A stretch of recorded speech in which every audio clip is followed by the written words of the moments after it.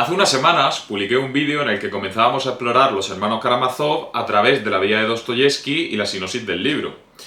En él me refería al Canto de Cisne del escritor ruso no solo como su gran obra maestra y una de las mejores creaciones literarias de todos los tiempos, sino también como todo un compendio del pensamiento del siglo XIX.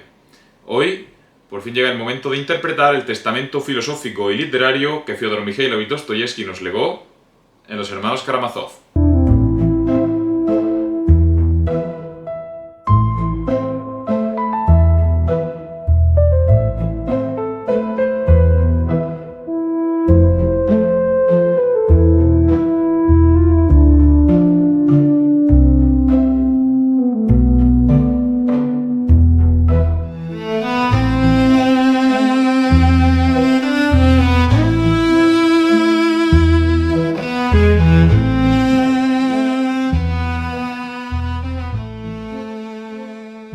Toda la obra de Dostoyevsky está impregnada de referencias autobiográficas. Su experiencia vital y sus virajes ideológicos se dejan sentir entre las páginas de Pobres gentes, Crimen y castigo, El idiota o Los demonios. Pero será en Los hermanos Karamazov cuando el involucramiento del Dostoyevsky más maduro dentro de la acción narrativa alcance su mayor cota. Este no solo crea una historia, sino que expone un sistema de ideas, construye un tratado filosófico empleando como subterfugio la historia de la familia Karamazov. Y dicho sistema de ideas va a tener una relevancia capital en la cosmovisión rusa y en la dialéctica Rusia-Occidente. Pero no nos adelantemos. Sigamos con las peculiaridades del narrador de Los hermanos Karamazov. Dostoyevsky se convierte en un narrador totalmente omnisciente y todo se ha dicho, bastante travieso. No solo adentra al lector en la mente de sus personajes, sino que nos da pistas sobre futuros acontecimientos, se justifica ante nosotros por omitir algunos pasajes, esconde intencionalmente el nombre de la ciudad donde transcurren los hechos, Staraya rusa, hasta la página 753, y lo hace pasar por un descuido, e incluso él mismo se inserta dentro de la acción narrativa, como si estuviera presente en la tribuna durante el juicio por el asesinato de Fyodor Pavlovich, escuchando al fiscal y al abogado y compartiendo impresiones con el resto de los presentes. Naturalmente, esta proximidad del narrador con el lector y con la trama no es accesoria, sino que responde a la voluntad de Dostoyevsky de intervenir de primera mano en la historia, dándole visos de verosimilitud y convirtiendo lo que aparentemente se presenta como una trama ficticia en una exploración nítida de la condición humana profundamente influenciada por la experiencia vital del autor. Recordaréis que en mi anterior vídeo consideré imprescindible aludir a algunos acontecimientos de la vida de Dostoyevsky que causaron un gran impacto en su pensamiento.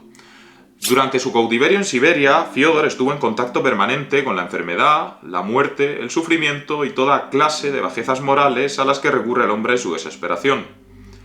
El escritor que ingresó en prisión como un joven subversivo, materialista y proclive a los postulados del socialismo utópico, dejaba a Siberia como un hombre profundamente religioso, un cristiano ortodoxo muy crítico con las ideas nihilistas y socialistas.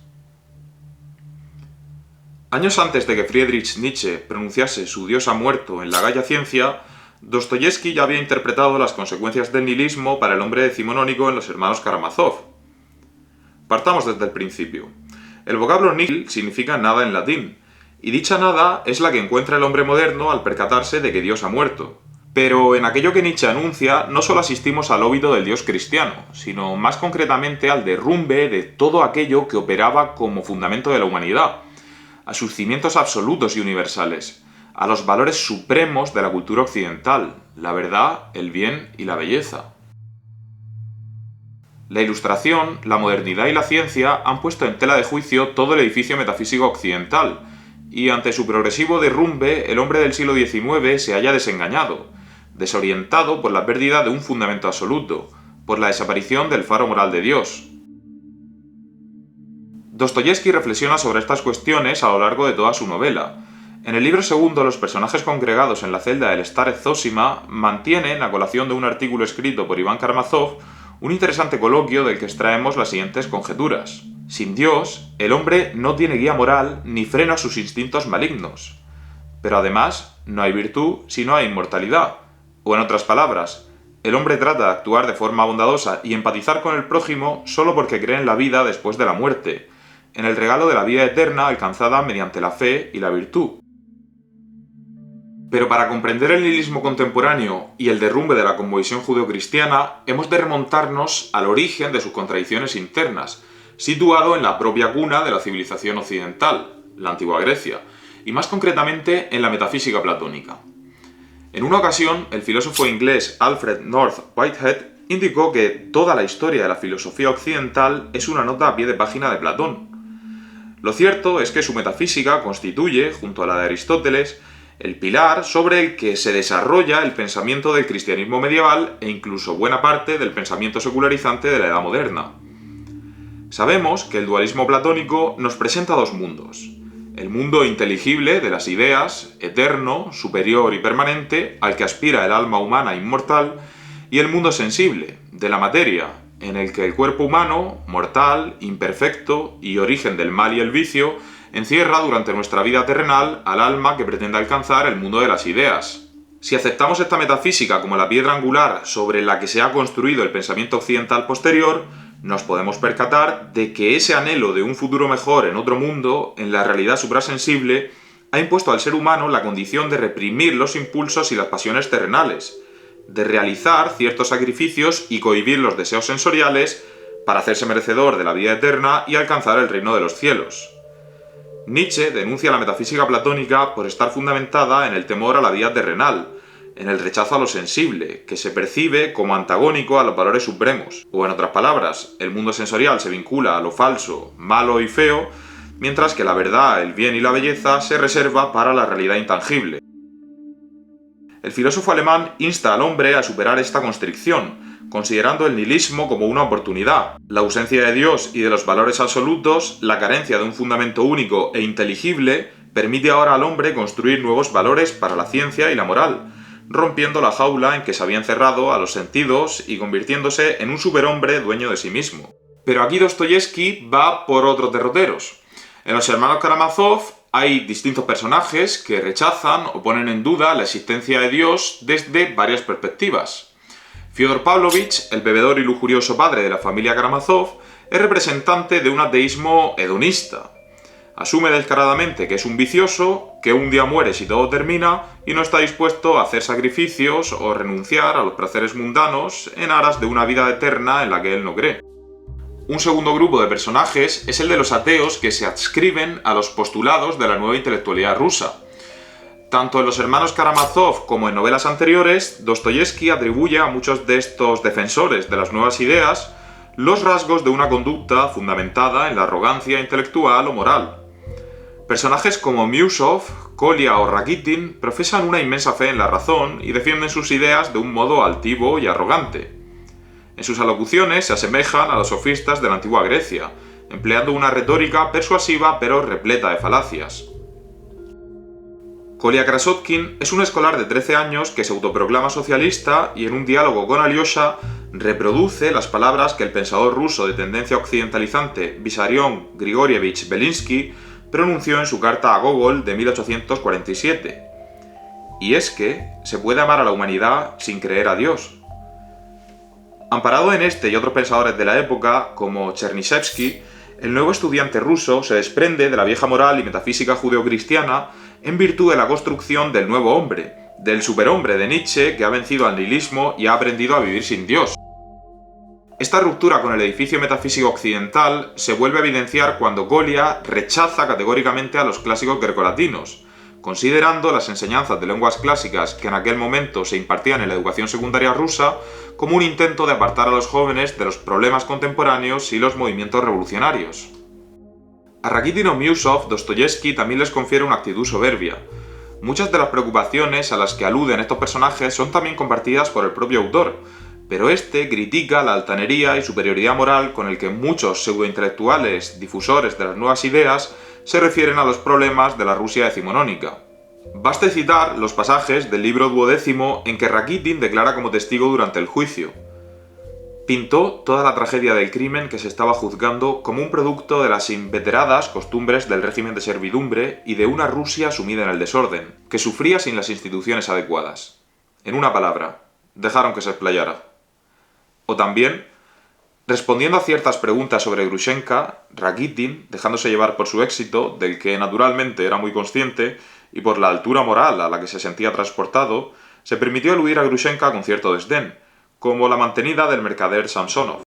En Iván Karamazov, sin embargo, encontramos a un racionalista más complejo, más cauto y menos arrogante, que incluso a veces parece situarse más cerca del agnosticismo que de un ateísmo rígido. Iván le llega a confesar a su hermano Alyosha que acepta a Dios, pero no el mundo creado por él. El sufrimiento, las vilezas e injusticias a las que está sometido el hombre en su experiencia mundana no se pueden explicar si quien rige su destino es un Dios bondadoso, misericordioso y todopoderoso. Aun asumiendo que Dios concedió al hombre un libre albedrío que le permite regocijarse en el pecado y pervertir las relaciones humanas, mordiendo la misma manzana que Eva, Iván es incapaz de aceptar dicho pretexto, pues ¿qué hay por ejemplo de los niños? Seres inocentes que aún no han mordido la manzana y están también expuestos al sufrimiento y la maldad. Iván alude a la célebre cita de Voltaire: si no hubiera Dios, habría que inventarlo, porque ya sabemos que si Dios no existe, todo está permitido. Es decir, el hombre necesita una guía inexorable para regular sus conductas, para determinar qué es bueno y qué es malo, para reprimir sus impulsos, y por eso ha creado a Dios. Según Iván, Dios no es más que un fundamento absoluto al que durante siglos se ha acogido el hombre que teme a la vida terrenal y que se somete al yugo de unas normas de conducta dictadas desde arriba para alcanzar una vida superior, suprasensible, sin dolor ni miedo. Y en este punto debemos hacer alusión a un capítulo de la novela Descomunal, Excelso, un capítulo al que se han dedicado multitud de análisis y que incluso ha sido extraído de la novela para ser editado por separado. Hablamos, por supuesto, del capítulo quinto del libro quinto titulado El Gran Inquisidor. Podríamos dedicar 3 vídeos de media hora a interpretar todo lo que Dostoyevski nos expone en el capítulo del Gran Inquisidor, pero intentaré sintetizarlo muchísimo. El Gran Inquisidor es una parábola concebida por Iván Karamazov que nos retrotrae a la Sevilla del siglo XVI, y en concreto al día ulterior a uno de los autos de fe tan frecuentes en aquel tiempo. Allí la Inquisición tiene un peso capital y la Iglesia Católica está presente en todas las esferas de poder y dictamina la persecución de herejes y personalidades molestas para el poder católico. De repente, entre la multitud de las calles hispalenses, aparece un hombre que irradia una luz especial y tiene el mismo aspecto del Jesucristo que había sido enviado por Dios 1500 años antes. La gente comienza a congregarse junto a él, y frente a la Catedral de Sevilla realiza una serie de milagros que certifican que es el enviado de Dios. Jesucristo ha vuelto a aparecerse entre los mortales y se suceden las expresiones de júbilo y emoción entre los presentes. Pero irrumpe en la escena el Gran Inquisidor, un todopoderoso cardenal anciano que no parece muy contento con el regreso del Mesías y decide apresarlo. Mientras Cristo es detenido y conducido a una mazmorra en el caserón del Santo Oficio, la multitud que había vitoreado a Cristo agacha ahora la cabeza ante la presencia del Gran Inquisidor. Ya en la celda, el viejo cardenal visita al cautivo que dice ser el Hijo de Dios, e incurre en un monólogo mientras Cristo lo escucha en silencio. El inquisidor le advierte que no le importa si es cierto que se trata del de Nazaret. Mañana será quemado en la hoguera y se encargará de que todos los que hoy le han besado los pies, mañana viven las llamas en que arderá. Y es que la Iglesia, una vez ha conquistado el poder terrenal, ya no necesita al Cristo verdadero. El inquisidor reconoce ante el cautivo que ha aprovechado su estela para someter a los corderos. Asume que la autoridad eclesiástica es y será inexorable, porque a los hombres ninguna ciencia les proporcionará pan mientras sigan siendo libres. Al fin comprenderán que son incompatibles la libertad y el pan terrenal en abundancia para todos, pues nunca serán capaces de repartirlo entre ellos. ¿Ante quién inclinarse?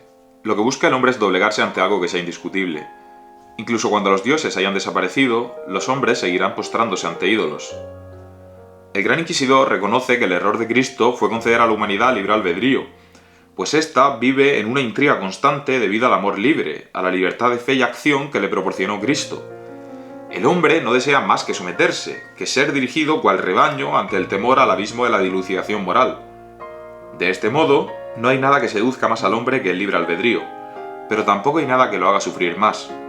Pues bien, en lugar de establecer unas bases firmes para tranquilizar, definitivamente, la conciencia de la gente, te inclinaste por todo lo extraordinario, misterioso e indefinido, todo lo que no está al alcance de las fuerzas humanas. Tú no bajaste de la cruz cuando te gritaban, mofándose e intentando provocarte.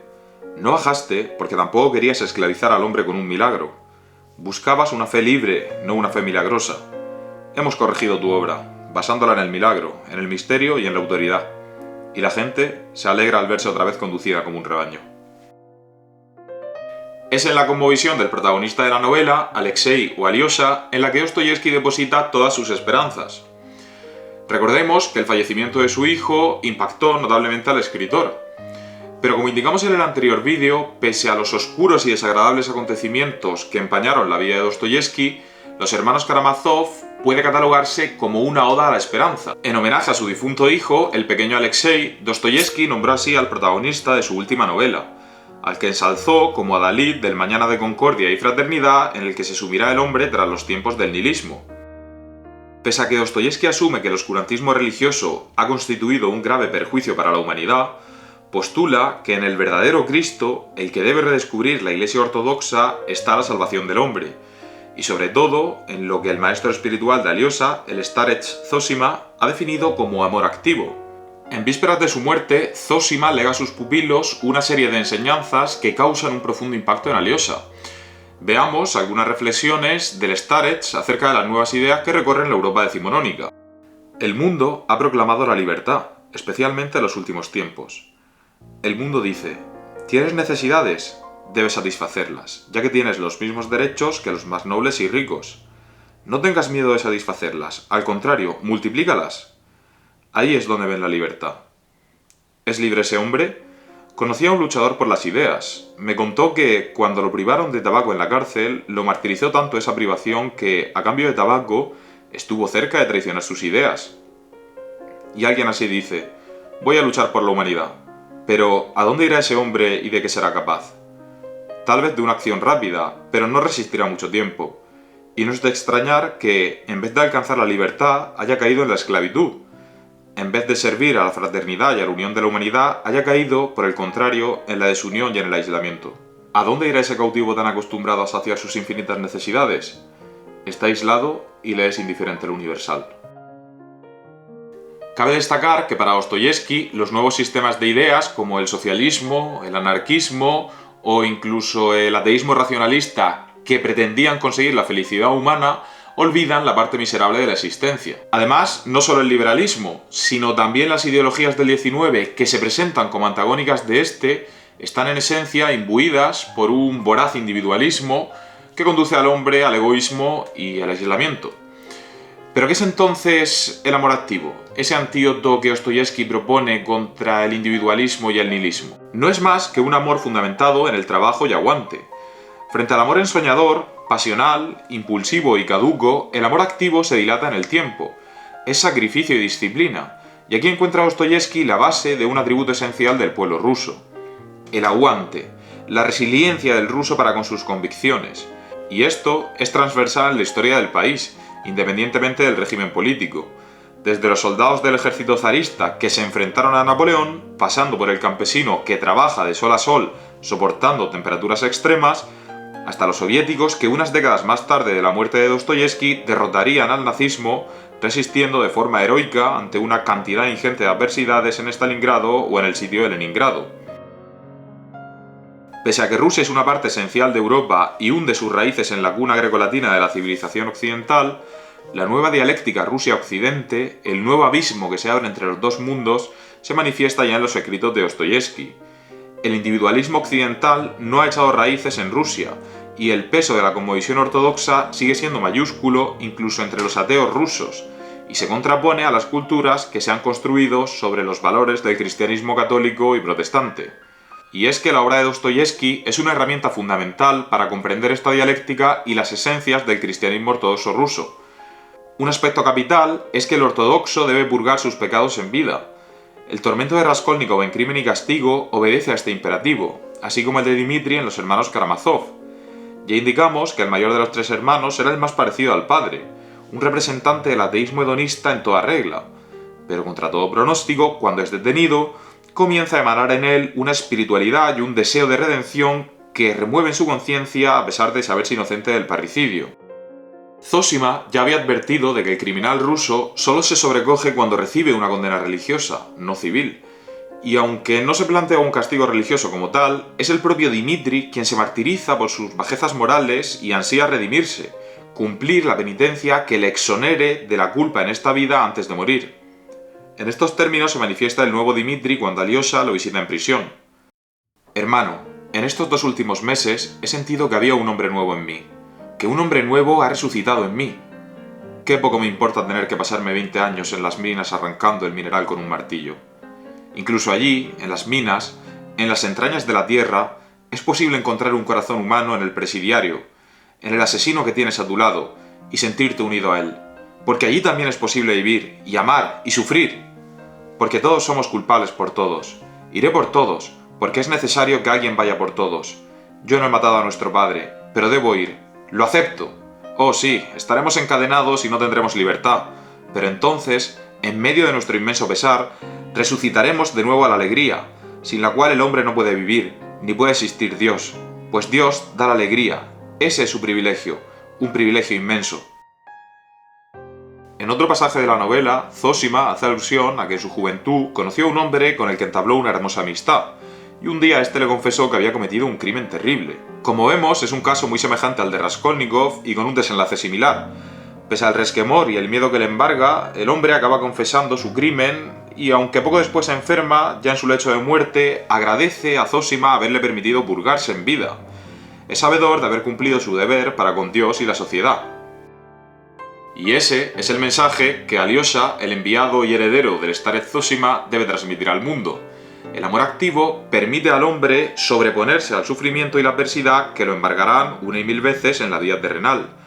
Pero también es el instrumento para enfrentarse a sus pecados, para no ahogarse en el pozo de la culpa o sucumbir a la apatía de los hombres como Fyodor Pavlovich. En definitiva, para restaurar el honor perdido y volver a mirar a la vida a los ojos. Ya en El idiota, Dostoyevsky presenta el amor como método de redención, pero es en Los hermanos Karamazov cuando lo confirma, y él fue testigo de primera mano, como el arma más fuerte de las que dispone el hombre para enfrentar la adversidad e incertidumbre de los nuevos tiempos.